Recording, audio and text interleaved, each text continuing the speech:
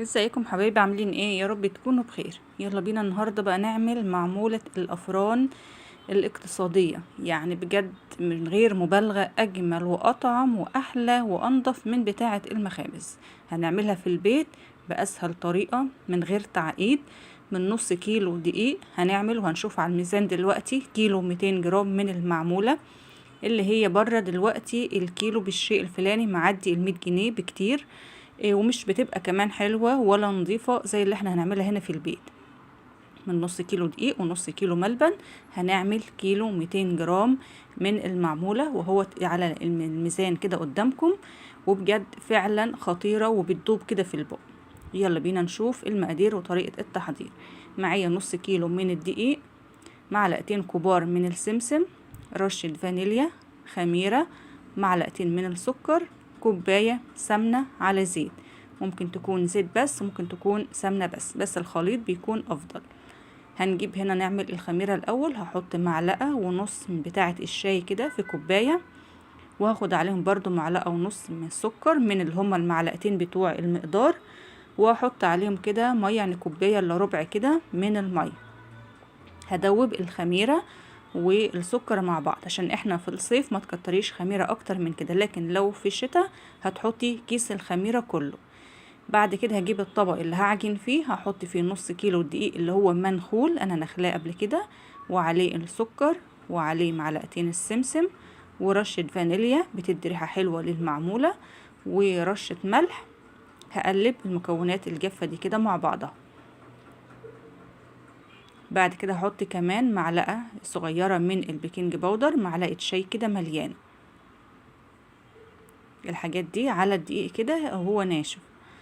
بعد كده هضيف كوباية السمنة على الزيت، بس هنا عشان الجو حر قوي فالسمنة لقيتها سايحة وسخنة، يعني هي سخنة، فانا مش عايزة اسخنها تاني على البوتاجاز عشان ما تسيحش العجينة. لكن احنا لو في جو برد او رطوبة او يعني شتاء، لا تدفيها شوية، هندفي الزيت والسمنة على بعض. لكن احنا في الصيف فالسمنة كانت سخنة وكانت سايحة. هحطهم كده على الدقيق وهبسهم. المرحلة دي كويسة قوي عشان بتدينا نتيجة حلوة ونعومة للمعمولة بتاعتنا، زي ما بنبس كده الكحك. هنغلف الدقيق كله لما يكون كده زي حبات الرمل المبلولة كده ومندي كده، وكله اتغلف بالدقيق. هنبس كده لمدة مثلا 10 دقايق.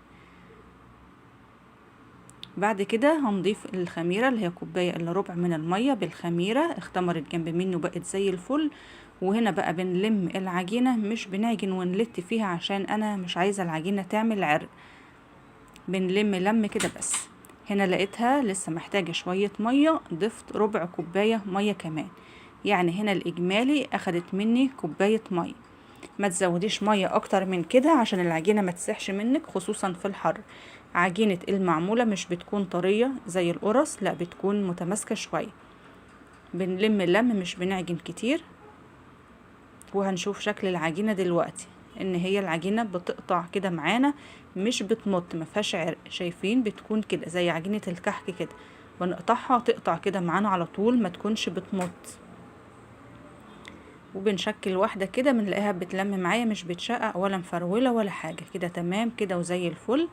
بلم العجينة وهغطيها كده بكيس بلاستيك بس 10 دقايق بس، مش بسيبها تخمر، بس ترتاح كده على ما اجهز الحشوة بتاعتنا. هنا بجيب نص كيلو من الملبن، بحط عليه معلقة كبيرة من السمسم ونص معلقة من السمنة، وهعجن هنا الملبن. الخطوة دي مهمة جدا، بتخلي الملبن كده قوامه حلو، يكون طري كده جوه المعمولة، ما يكونش قطع زي ما هي كده متماسكة، بيسيح كده جوه المعمولة. وبيسهل عليا كمان ان انا بشكله، وتكون ايديا نظيفة لما اجي اشكل المعمولة، محطش ايدي في العجين وارجع اقطع في الملبن، لا باخد كده بالقطعة على طول تكون جاهزة. بمسح ايديا مسحة زيت، وباخد كده قطعة الملبن واكورها كده بين ايديا واحطها في الطبق جنب مني. تقدري تعملي خطوة الملبن دي من بدري شوية قبل ما تعجني المعمولة وتحطيها في التلاجة، يتماسك معاكي شوية خصوصا في الحر. بالشكل ده كده والحجم ده كده، ما يعني قد البلية كده. بعد كده بجيب الصينية او الصاجون يعني اللي هشتغل فيها، مش بدهنها اي حاجة خالص. باخد قطعة كده من العجينة مش كبيرة، ما تكبرهاش يعني عن كده. وبحط كده قطعة الملبن وبقفل كده عليها كويس قوي، قفليها من تحت كده كويس عشان ما تفتحش معاكي في الفرن. وبين بطنية ايديا بديها تبطيطة بسيطة، مش ببططها جامد يعني. ممكن تسيبوها كده الشكل بتاعها الاملس كده سادة، وممكن نديها شكل كده بالشوكة. فهنا حسيت ان هو بالشوكة كده بتديني كده شكل حلو. لو في زيادة في العجين بنقطعها عشان ما يبقاش كده ان هي فيها عجين ياما. وبالشوكة كده بنشكلها زي ما انتوا شايفين، بنحطها في الصينية، بنسيب مسافة بين كل واحدة والتانية. العجينة مظبوطة معايا وزي الفل، ولا طرية سايحة ولا ناشفة مفرولة. طريقة التشكيل برضو سهلة زي ما بنشكل الكحك كده بين بطنية ايديا كده.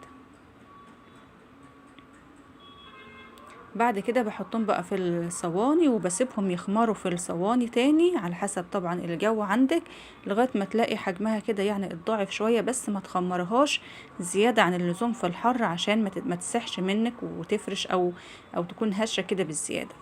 بعد كده بولع الفرن يسخن كويس قوي، وبعدين بهدي الفرن شوية، تكون نار متوسطة. وبحط الصينية على الرف في النص، على الشبكة في النص. لو فرنك هادي او واطي يبقى ما توطيهوش، لان احنا هنحط الصينية على الشبكة كده في النص. بتاخد تقريبا نص ساعة. بنفتح كده عليها نلاقيها ان هي اخدت لون كده من تحت واستوت، بس ناقصها لون من فوق. بنولع الشواية ونوطيها ونلف الصينية كل شوية لغاية ما تاخد معانا كلها اللون الموحد كده من فوق زي من تحت. بنطلعها ونسيبها تبرد شوية في الصواني، مش بنغطيها طبعا عشان دي مش قرص. وبعد ما بتبرد بتكون بقى طلعت بالجمال ده. هنا عمل معايا الصينيتين الكبار النص كيلو والصينية الصغيرة دي. هنا الفلاش كان فصل من الحر، فالإضاءة مش مظبوطة، مش مبينة لونها الجميل.